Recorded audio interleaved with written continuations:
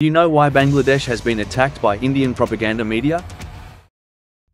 In this video, we'll delve into the details of this media aggression, examining its origins, implications, and the question at the heart of it all: what does India stand to gain by branding Bangladesh as a Hindu-hating nation? Stay tuned for a deep analysis of this pressing issue. Let's dive into it.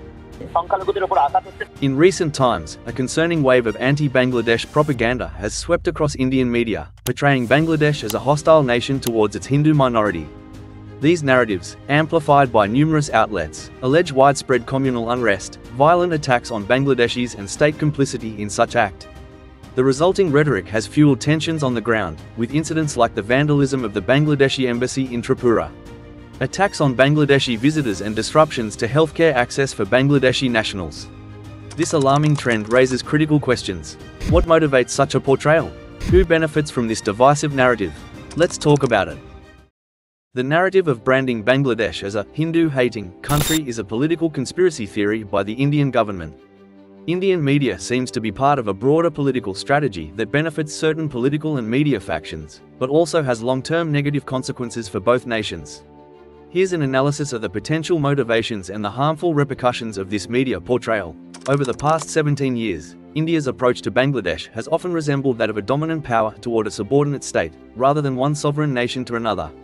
Under Sheikh Hasina's tenure, critics argue that India's influence penetrated deeply into Bangladesh's internal politics, where Prime Minister Sheikh Hasina acted as a compliant ally or a puppet of Indian government.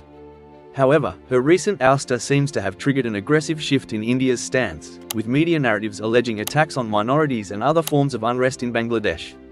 This analysis delves into India's perceived overreach, the reactions following Sheikh Hasina's exit, and the escalating tensions that threaten to destabilize the region.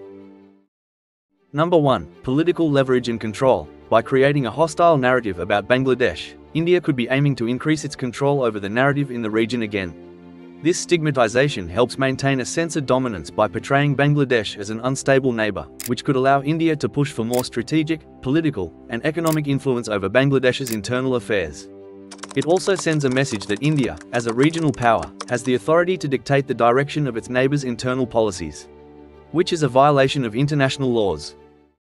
2. Distraction from India's internal issues. Indian media narrative focusing on Bangladesh's internal issues, including minority protection, diverts attention from similar challenges within India. The portrayal of Bangladesh as a Hindu-hating country can be seen as a deflection tactic from India's own internal problems related to communal violence, including high-profile incidents like the 2002 Gujarat riots and ongoing religious tensions between Hindus and Muslims. By creating a new issue, Indian media can shift focus from domestic issues onto an external scapegoat. It seems to be Hindu extremist party BJP's new agenda to stay in power. 3. Nationalistic sentiment. The portrayal of Bangladesh as a hostile country fuels nationalism within India. This can strengthen the political base of nationalist factions by positioning India as a defender of Hindu interests, despite the complexities of the situation. This form of new propaganda promotes a divisive narrative that unites certain segments of the Indian population against an imagined common enemy. Harmful repercussions of this narrative: deterioration of bilateral relations. This kind of media portrayal damages India-Bangladesh relations by promoting distrust and animosity. Bangladesh, which has historically shared cultural and political ties with India, now faces unnecessary backlash from its own population due to these narratives. The long-term emotional and psychological impact of such negative portrayals will be difficult to neutralize, and the relationship will suffer for a long time as a result. Impact on Bangladesh's sovereignty. The portrayal of Bangladesh as a country hostile to Hindus also undermines its sovereignty. By misrepresenting internal events and refusing to acknowledge the agency of the Bangladeshi people in shaping their own democratic future, India is essentially denying Bangladesh's right to self-determination. This portrayal also risks disrupting Bangladesh's internal harmony and its efforts to protect minority communities. The perception that India is interfering in Bangladesh's internal matters can further alienate the Bangladeshi public, particularly when it comes to the media's portrayal of regime changes or social unrest as being manipulated by external forces. Amplifying communal tensions. By fueling a narrative that focuses on religious violence, Indian media exacerbates communal tensions, both within Bangladesh and between the two nations. While it is undeniable that some attacks on minorities in Bangladesh occurred during periods of political instability, right after fall of dictator Sheikh Hasina, however, the media's focus on these incidents as evidence of systemic religious hatred distorts the reality of a much more complex socio-political situation. This oversimplification mirrors India's own internal issues with communal violence and creates a dangerous precedent for reinforcing divisive rhetoric. Disrespect for democratic movements. The recent political shifts in Bangladesh were driven by mass public movements, particularly student activism, rather than foreign interference.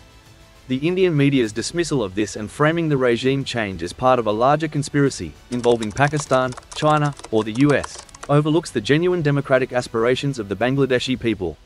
This failure to recognize democratic processes in Bangladesh reflects a broader issue of paternalism in India's foreign policy approach, which assumes that India must always have the final say in its neighbors' political trajectories. India must change their failure foreign policy towards Bangladesh to regain trust and love as a neighboring country. Challenges for both countries: long-term diplomatic fallout. The fabricated and exaggerated narratives being spread by the Indian media are unlikely to disappear quickly. The diplomatic fallout may persist for years, creating challenges in future negotiations, trade deals, and cooperation on regional issues. Destabilizing the region. The tensions between India and Bangladesh can contribute to broader regional instability, as both countries are key players in South Asia. Misunderstandings and inflammatory rhetoric can be exploited by rival powers, including China, to sow discord and weaken India's influence in the region. It is obvious that the neighbors cannot be separated. We must live side by side. However, if India continues with the conspiracy theory against Bangladesh all the time, and while Indian media may gain short-term political benefits from stoking nationalist sentiment and presenting Bangladesh as a target of Hindu persecution, the long-term consequences are detrimental to both countries. It erodes trust, deepens communal divides, and destabilizes the region. For both nations to move forward, a more balanced, fact-driven media approach is essential, one that acknowledges the complexities of the political and social realities within Bangladesh, while fostering respect for its sovereignty and democratic movements. Thanks for watching. See you with another episode soon.